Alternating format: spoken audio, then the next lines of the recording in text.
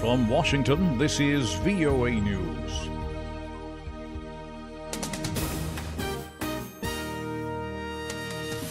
I'm Christopher Cruz reporting.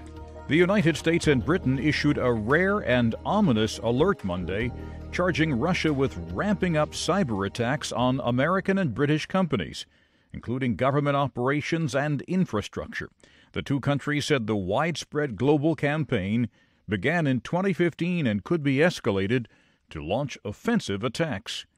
British Prime Minister Theresa May on Monday used the recent poisoning of a former Russian spy and his daughter in Britain to defend her decision to order British warplanes to take part in U.S.-led strikes against Syria last weekend.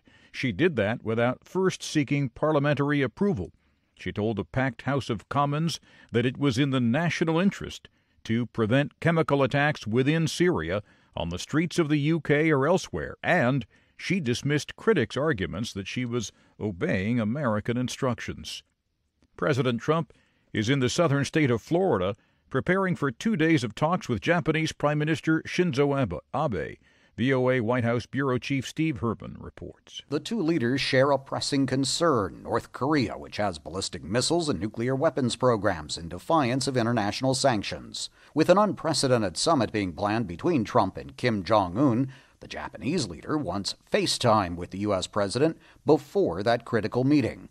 Analysts say Abe hopes to convince Trump, if he does meet with Kim, that he not make any arrangements that could weaken the security of Japan, which is under America's nuclear umbrella and hosts thousands of U.S. military personnel. Steve Herman, VOA News, West Palm Beach, Florida.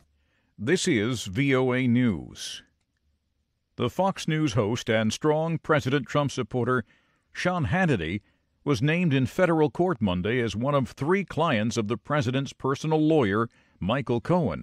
Hannity denied he was a client of Cohen's. He said, "Michael Cohen has never represented me in any matter." Kenya's presidential elections ended in October, but the country's Independent Electoral Commission remains in turmoil. Correspondent Mohammed Yusuf reports for VOA from Nairobi. The electoral agency's top officials were divided over how best to conduct the 2017 elections and administrative issues regarding the procurement of voting materials. Kenya's Supreme Court nullified the presidential election last August, saying the Electoral Commission did not follow the Constitution and the law. The Commission conducted another election in October. President Uhuru Kenyatta won that vote in a landslide after challenger Raila Odinga pulled out of the race. Mohammed Yusuf for VOA News, Nairobi. An American pastor who has been detained for 18 months in Turkey went on trial Monday on terrorism and espionage charges, with prosecutors demanding a 35-year prison sentence. 50-year-old Richard Brunson told the court he rejects the allegations. Local media reports said he broke down in tears after being told by the court in the Aegean city of Izmir that he would have to remain in jail. 7 inmates have died during a riot at a prison in the southern state of South Carolina.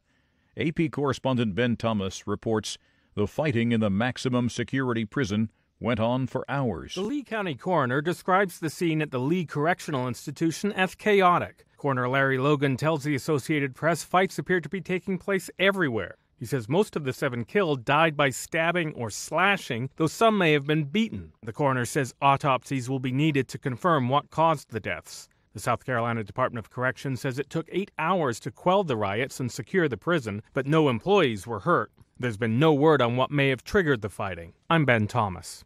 An American woman has won the women's title at the Boston Marathon for the first time since 1985. Desiree Linden, a 2-time Olympian, came in second in the 2011 Boston Marathon. Japanese runner Yuki Kawachi won the men's title Monday.